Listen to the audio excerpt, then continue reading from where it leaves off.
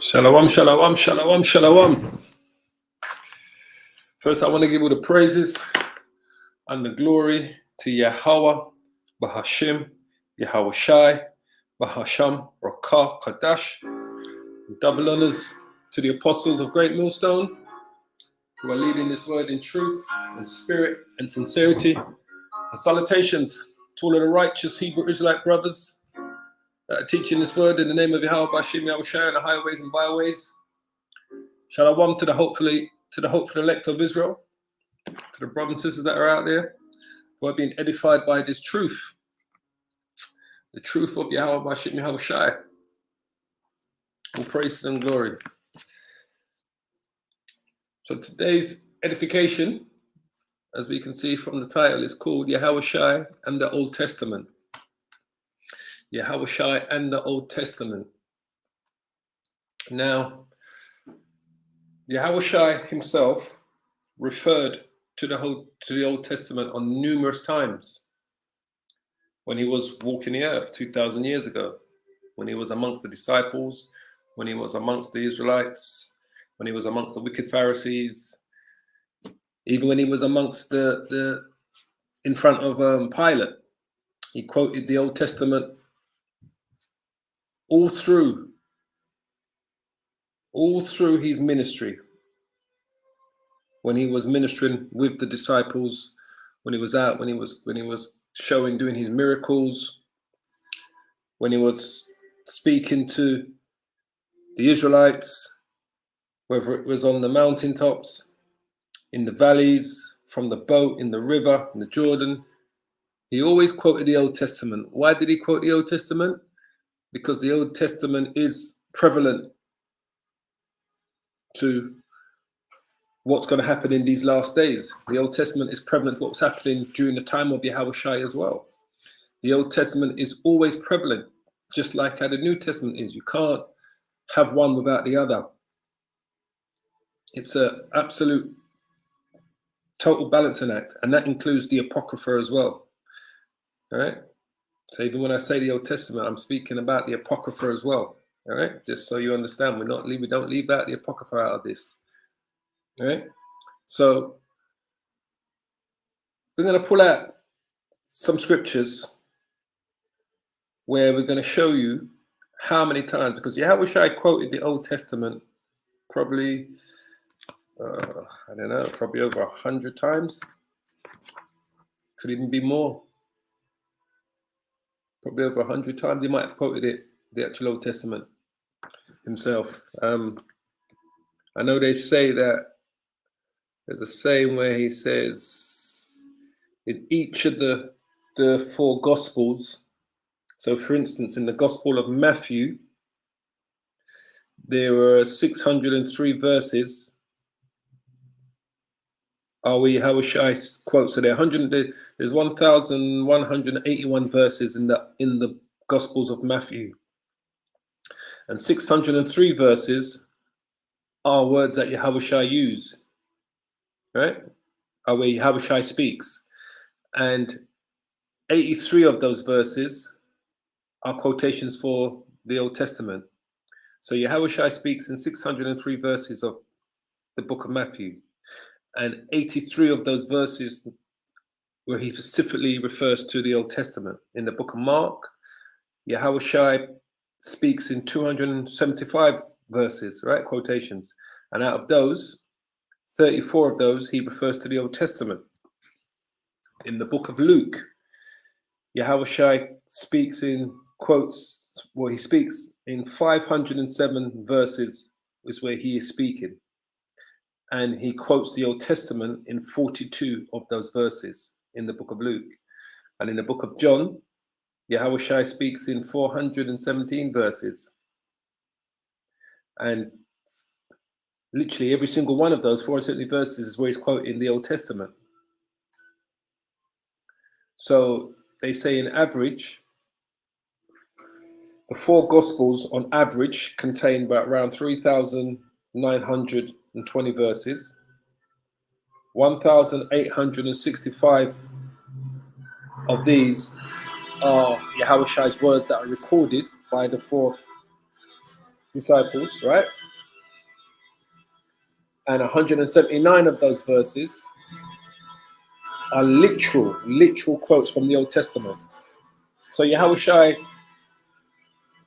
yes, so it's 179. So Yahawashi refers to the Old Testament 179 times.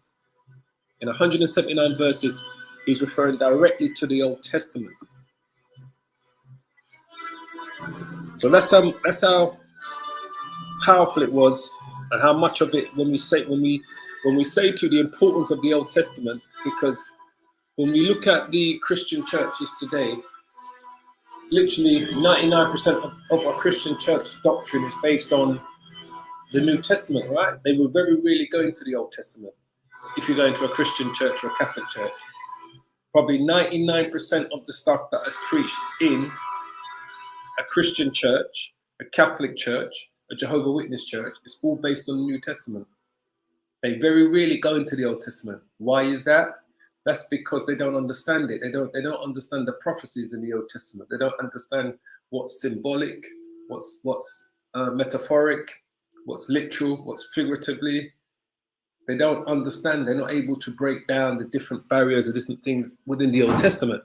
So you'll very rarely go into a church, a so-called Christian church or a Catholic church, and they're speaking on the Old Testament, or they're reading from the Old Testament, or they're quoting from the Old Testament. The most you may hear them speak about is the adventures of David, David and Goliath. They may speak about Queen of Sheba or Solomon, mention his name, but they're not going to go into prophecies which are in the Old Testament because they don't understand the Old Testament. But yet still, Yahawashi referred to the Old Testament 179 times in 179 different verses within the Gospels, within the book of Luke, Mark, John, Matthew. 179 times he referred to the Old Testament. Now, we always refer to the Old Testament because the Old Testament is full of pure prophecy. It's full of prophecies. It's full of prophecies that have already come to pass, prophecies that are still to come to pass, and prophecies that are happening right now as we're speaking.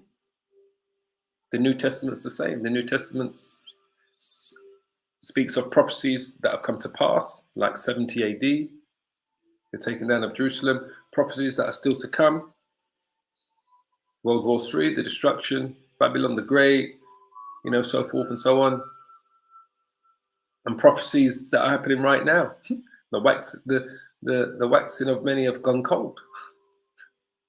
So we're just going to pick out some from the different books that Yahawashi referred to. Because Yahawashi referred to several books. He referred to Genesis, Exodus, Leviticus, Numbers, Deuteronomy, Book of Samuel, Chronicles, Psalms. A lot of Psalms he referred to. Yahawashi did. He referred to the book of Isaiah, Jeremiah, Ezekiel, Daniel, and Hosea. Those are all the books that Yahawashi referred to. I'll say again.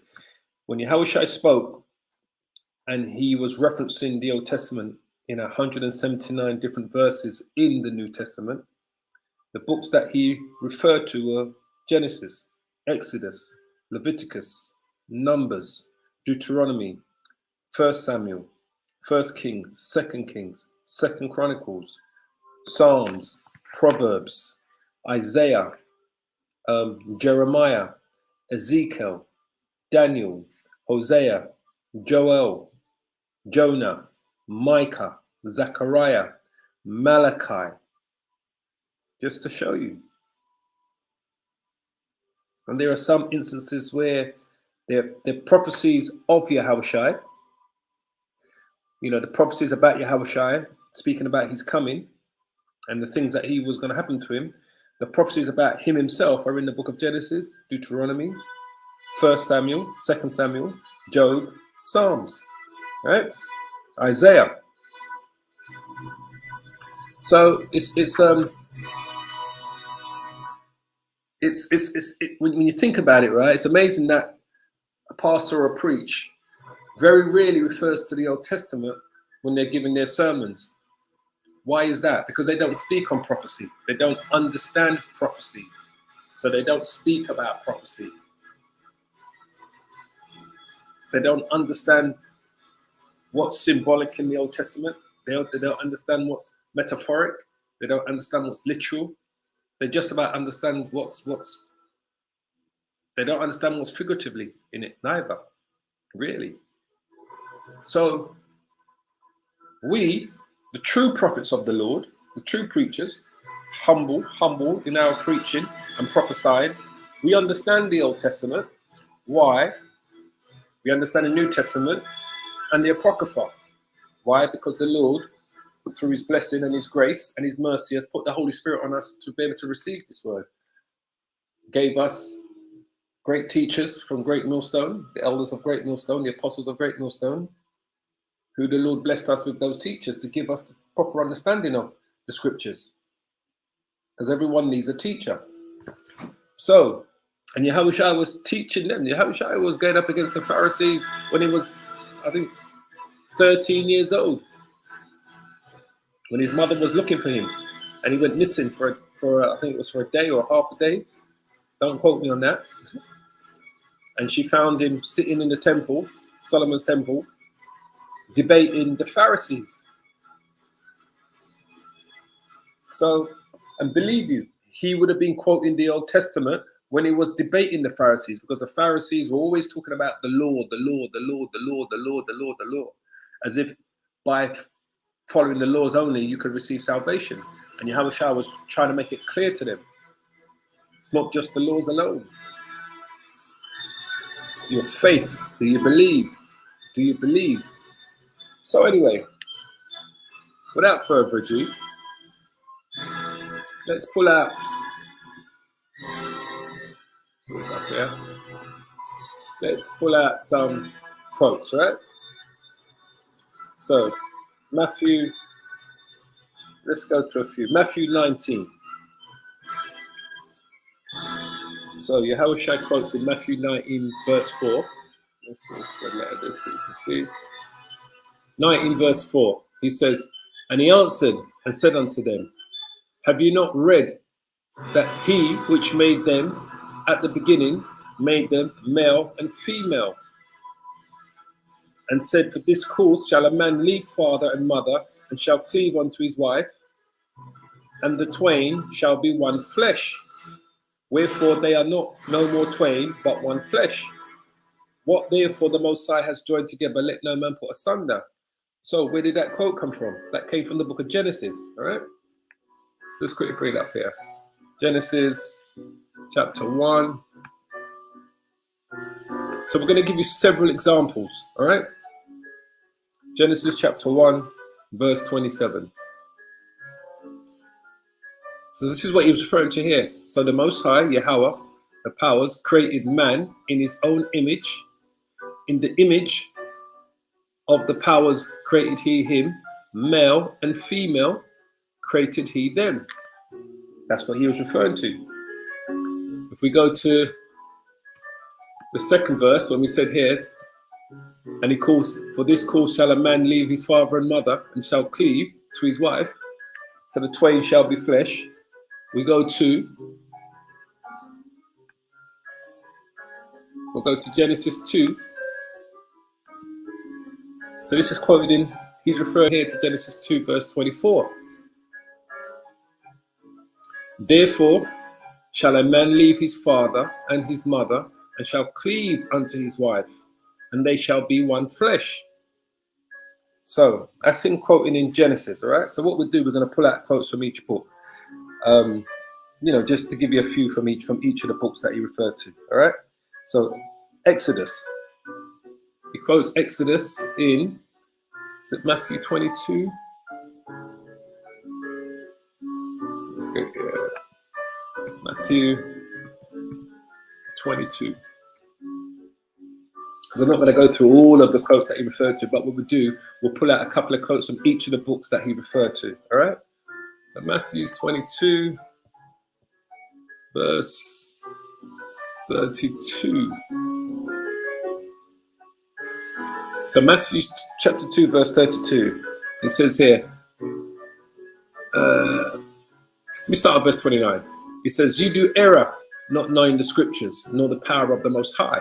All right, this is it. Yahawashi answers and says unto them, you do error, not knowing the scriptures, nor the power of the Most High. And that's how we see your pastors and your preachers. They truly do error, not knowing the scriptures, nor the power of the Most High. Because they do not know this. Your Christian churches do not know the scriptures, and they do not know the power of the Most High. But they're going to experience it, and they're going to realize it on the day of judgment. That's when they're going to really know the power of the Most High. But right now, your Catholic church, your Protestant church ain't got a clue. Right? So anyway, so it says, for in the resurrection they neither marry nor are given in marriage, but are as angels of the Most High in heaven. But as touching the resurrection of the dead, have you not read that which was spoken unto you by who? By the Most High, saying, I am the power of Abraham. So he's quoting Exodus now. And the power of Isaac and the power of Jacob. The Most High is not the power of the dead, but of the living. So he's quoting Exodus there. Let's quickly bring that up. Exodus. See, we kind of changed gears a bit today. All praises. Exodus chapter 3. And let's bring it up here. Verse 6. It says there. Moreover, he said, I am the power of thy father, the power of Abraham, the power of Isaac, the power of Jacob. And Moses hid his face, for he was afraid to look upon the Most High. And there's many other places where the Most High says this to Abraham and to Jacob and to Isaac. All right? So I'm just bringing up one instance there so you can see. Once again, he quotes the Old Testament. Let's go to Matthew chapter 26.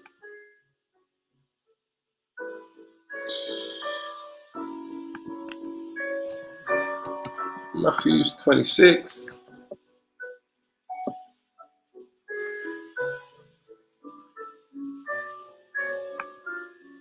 There's 18 I want. Yeah. Matthew 26, verse 18. And he says, go into the city to such a man and say unto him, the master says, my time is at hand. I will keep the Passover at thy house with my disciples. All right. This is the one I want to go to. No, it's not the one I want to go to. Sorry. It's not where I want to go to. John. So let's talk about the Passover. And we know the Passover is spoken about all through the Old Testament. But that's not where I wanted to go to. Sorry. John chapter 6. John chapter 6.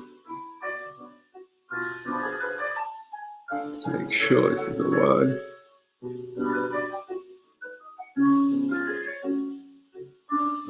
Okay. Yeah. John chapter 6, verse 31. It says, our fathers did eat manna in the desert, as it is written, he gave them bread from heaven to eat. Then Yahawashi says unto them, verily, verily, I say unto you, Moses gave you not the bread from heaven, but my Father. It's like we talk about the laws of Moses. They're not Moses' laws. They're the laws of the Most High, of Yahweh. He gave them to Moses to bring them to the children of Israel. We always say that. But I think a lot of people sometimes think these are Moses' laws, these are man's laws. They're not Moses' laws. Just like the manna, the bread, was not Moses'. It came from the Most High. All right? Anyway, it says, then Yahawashi says unto them, verily, verily, I say unto you, Moses gave you not that bread from heaven, but my Father giveth you the true bread from heaven. All right?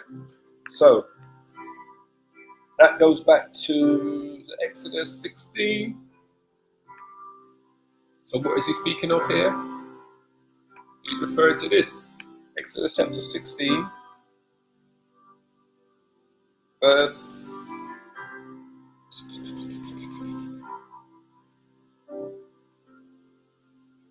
13. Yeah. So it says here, And it came to pass that at evening the quails came up and covered the camp, and in the morning the dew lay round about the host. All right. And when the dew that lay was gone up, behold, upon the face of the wilderness there lay a small round thing, as small as the hoar frost on the ground. And when the children of Israel saw it, they said one to another, It is manna. For they wist not what it was. And Moses said unto them, This is the bread, this is what Yahawashi is quoting, which the Lord Yahweh has given you to eat. That's exactly what Yahawashi was quoting here. Verily, verily, I say unto you. It says there, Our fathers did eat manna in the desert, as it is written, He gave you the bread from heaven to eat. Verily, verily, I say unto you, Moses gave you not the bread from heaven, but my Father giveth to you the true bread from heaven. All right? And that also goes in talking about the word. For the bread of the Most High is he which cometh down from heaven and giveth life unto the world. All right? So that's also symbolic to the word, because Yahawashi, in a sense, was the bread. He was the word. He came and brought the word to the children of Israel about salvation, about deliverance. All right? Basically. So let's go to another one. Is it Matthew 20?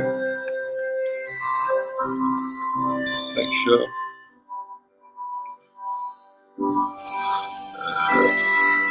Matthew 20.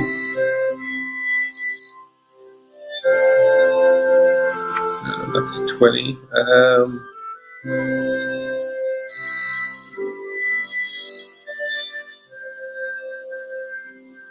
Where are we? Matthew 8. Matthew 8. Verse. Let's read this. Verse 4. And Yahawashi says unto him, See thou tell no man, but go thy way thyself to the priest, and offer the gift that Moses commanded for a testimony unto them. So he's once again referring to Moses in the Old Testament, quoting the Old Testament. That goes to Leviticus. The gift that he's referring to is Leviticus chapter 14. Chapter 14. Go down to here.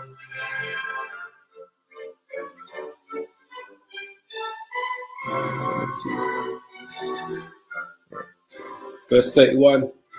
So it says, Even such as he is able to get the one for a sin offering and the other for a burnt offering with the meat offering, and the priest shall make an atonement for him that is to be cleansed before the Lord Yahweh. And that's what he was talking about, the atonement, that gift, the priest going to the high priest that's going to make an atonement for you for your sins. All right? If you go to, where do we want? Matthew 12 and 5. Matthew 12. I mean, there are so many, but we're only going to go through a few so you can see. Matthew 12, verse 5.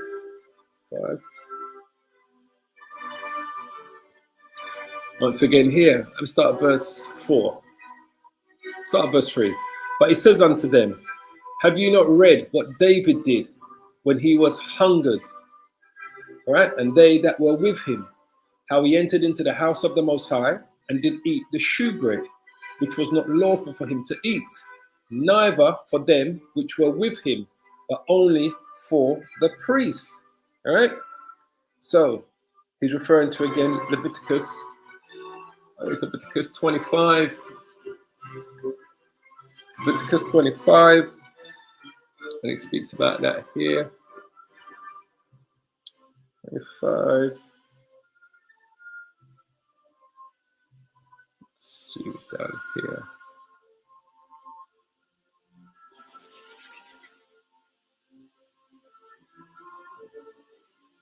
No, sorry, not 25. Leviticus 24. Gone too far. Leviticus 24.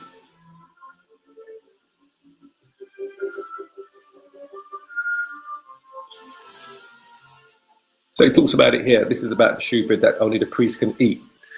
Where should we start? Start at verse 6.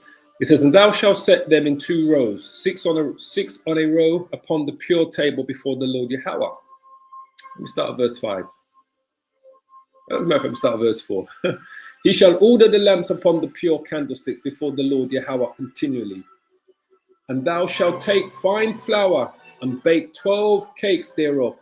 2/10 deals shall be in 1 cake. And thou shalt set them in 2 rows, 6 in a row, upon the pure table before the Lord Yahweh.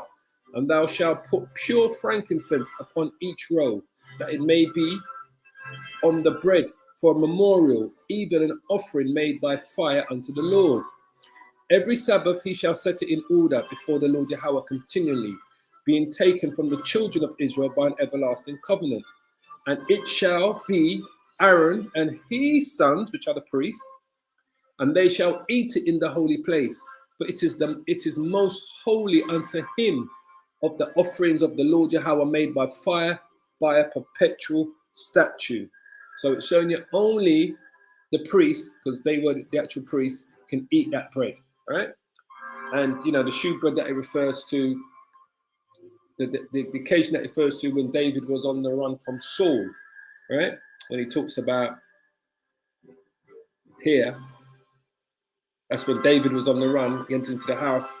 I think Nathan was the priest at the time, and he was on the run, and he ate the shewbread, him and his men that was with him, because they was on the run from Saul.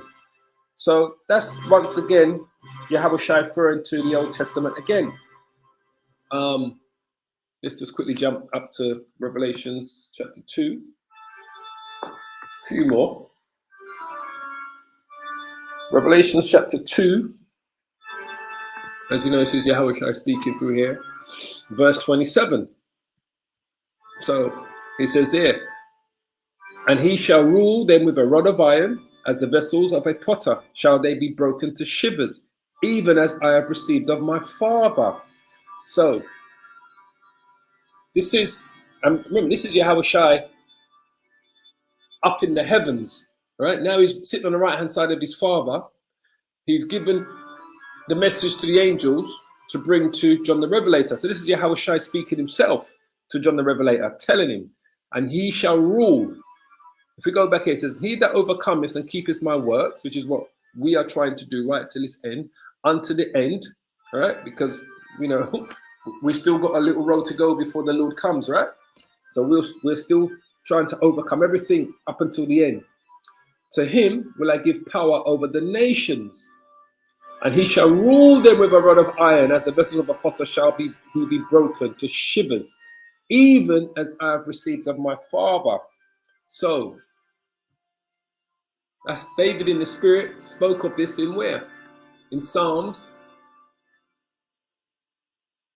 in the book of Psalms, chapter 2. Just to show you, so even after Yahawashi, I just want to give an example of after Yahawashi was no longer with us, him speaking to John the Revelator, still referring to the Old Testament, because people say, no, Yahawashi came and died. He died on his cross, and once he died, the Old Testament was done away with. We all must live by grace, and we don't need the Old Testament no more. It's all about the New Testament. You hear priests and pastors and Christians telling you that as well, right? That Yahawashi died and, you know, gone away. He's up in the heavens now, sitting by his Father. The Old Testament is done away with. They like to tell you that. Well, this is Yahawashi referring to the Old Testament while he's sitting on the right-hand side of his Father. All right? I just wanted to bring that up as well so you could see. So, it's here.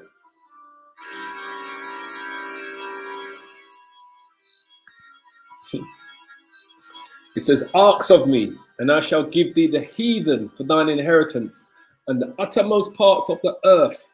All right? Let me just go back one. It says, I will declare the decree. Yahweh has said unto me, thou art my son, this day have I begotten thee. All right? This is David in the Spirit talking about Yahawashi. All right? This day have I begotten thee. All right?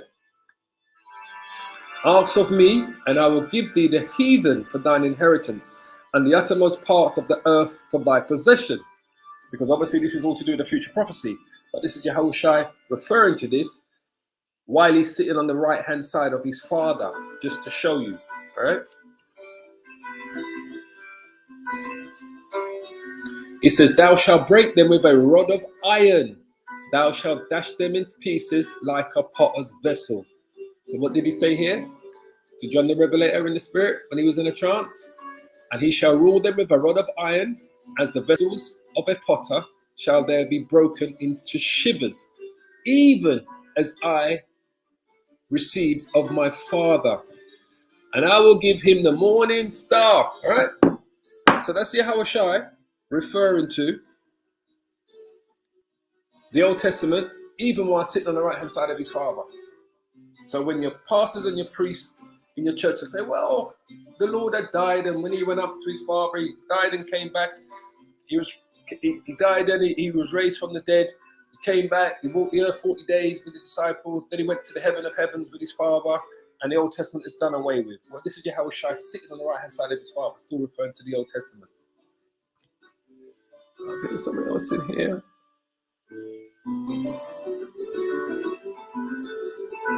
Here as well, 2 and 14. Yeah, 2 and 14. He's referring to, look, but I have a few things against thee, because thou hast there them that hold the doctrine of Balaam. So where was the doctrine of Balaam spoken about? In the Old Testament, right? So it says, thou hast hold the doctrine of Balaam, who taught Balak. Balak is referred to where? In the Old Testament, right? Balak was the king of the Moab. Balaam was the prophet, right? So it says, who taught Balak to cast a stumbling block. I believe I got that right, but we'll check when we refer to it. Who taught Balak to cast a stumbling block before the children of Israel. So where was that referred to? Where was that written about? In the book of Numbers. To eat things sacrificed unto idols and to commit fornication. All right? So let's quickly go to that. That's in, I think, Numbers. Just to show you once again. I just need to give you the different examples, because, you know, your wicked old Christian will try every loophole to try to get around 31. Here you go. It says, behold, these caused the children of Israel through the counsel of who? Of Balaam, to commit trespass against the Lord Yahweh in the matter of Poah, which is the god that they worship. And there was a plague amongst the congregation of the Lord. All right. Even at the time where Balak was trying to, where was it? 1 and 16. Hold on. It's Numbers 23.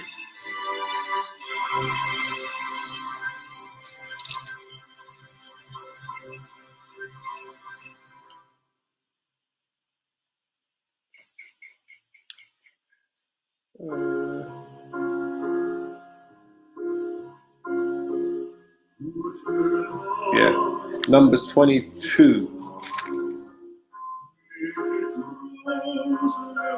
Numbers 22.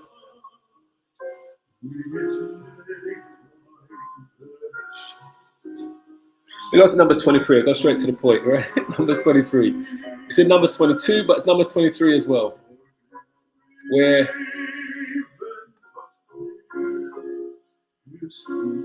Dr. Abel, who taught Balak to cast stumbling blocks, so it says here, but I have a few things against thee, because thou hast there them that hold the doctrine of Balaam, who taught Balak to cast a stumbling block before the children of Israel. All right.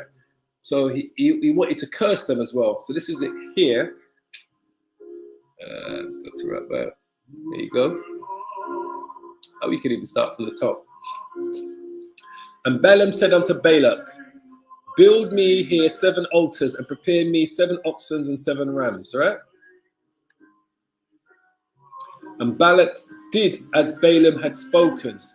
And Balak and Balaam offered on every hour a bullock and a ram. And Balaam said unto Balak, stand by thy burnt offering, and I will go. Peradventure the Lord Yahweh will come to meet me, And whatsoever he shows me, I will tell thee. And I went unto a high place, because Balaam was a prophet, Balak was the king, as I said earlier. And the Most High met Balaam, and the powers met Balaam. And he said unto him, I have prepared 7 altars, and I have offered upon every altar a bullock and a ram. All right? And the Lord Yahweh put a word in Balaam's mouth. All right?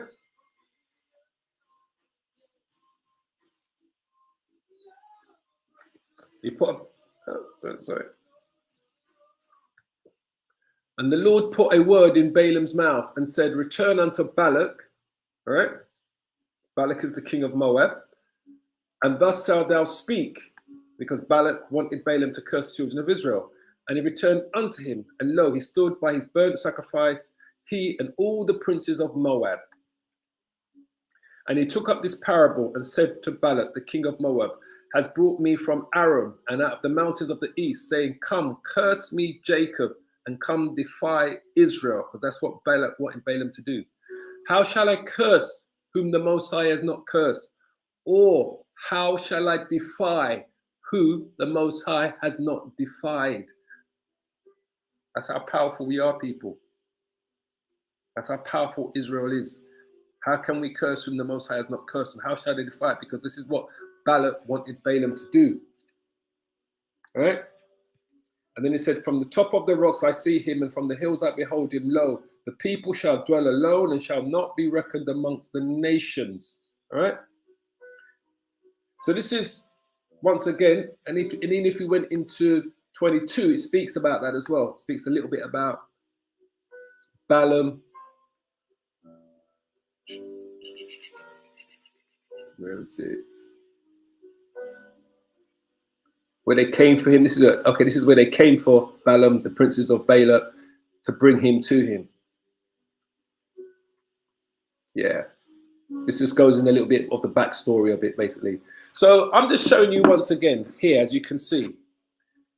That's Yahawashi speaking on the Old Testament, right?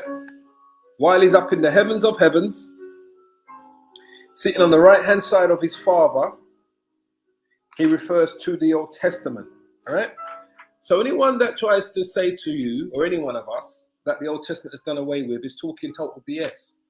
Because our Lord himself, Yahawashi, referred to the Old Testament in several places while he was walking and living on the earth, and when he was set on the right-hand side of the Most High. All right? So even after he was taken up by the chariots, when the angels came for him, took him up, brought him to the heaven of heavens, he was still referring to the Old Testament. Just to show you how important the Old Testament is. I mean, we know how important it is, the whole Bible, the Old Testament, the Apocrypha, and the New Testament.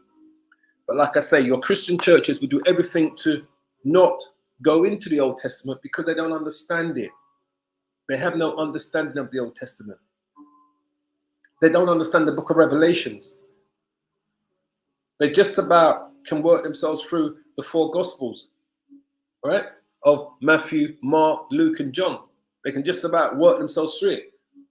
But even that they don't understand. Because one of their most beloved scriptures is John 3:16, which they have no understanding of, basically. So anyway, I just really wanted to speak. It wasn't going to be a long one today. Is that Yahawashi referred to the Old Testament when he was alive, and also when he was in the heavens of heavens, sitting on the right-hand side of the Father. He referred to the Old Testament. So how could the Old Testament be done away with? How can it all be about just grace and just the New Testament? Is beyond me. But that's what the churches still tend to believe. That's why they always talk about the laws, commandments, and statutes done away with. But yet when the Israelite that came to Yahawashi asked him, what thing can I do to receive salvation, eternal life, he started to reel out the commandments. Thou shalt not steal, thou shalt not kill, thou shalt not commit adultery, so forth and so on, to the Israelite. And then when he said, oh, I've done all these things, Father, what did the Israelite say what did Yahawashi say to him? Go away and then sell all you have and come back. But he wasn't prepared to sell what he had and come back. He wasn't prepared to lose it all. But Yahawashi always referred to the Old Testament. Why? Because it played a pivotal part when he was alive and living and walking the earth 2,000 years ago. When he was referring to it in 179 different verses, he referred to it amongst the disciples and the apostles. And when he was in the heavens of heavens, sitting on the right-hand side of his Father, he also continued to refer to the Old Testament, just like we've showed you today. So, on that note, I pray this was an edifying lesson for all of you, Akayams and Akwas, brothers and sisters today. As I like to say, we give all the praises and the glory to Yahweh, Bahashim, Yahawashi, Bahashim Rakah Kodash. Double honors to the apostles of Great Millstone. Until we meet again, brothers and sisters, Shalom, Shalom, Shalom. All praises. All praises.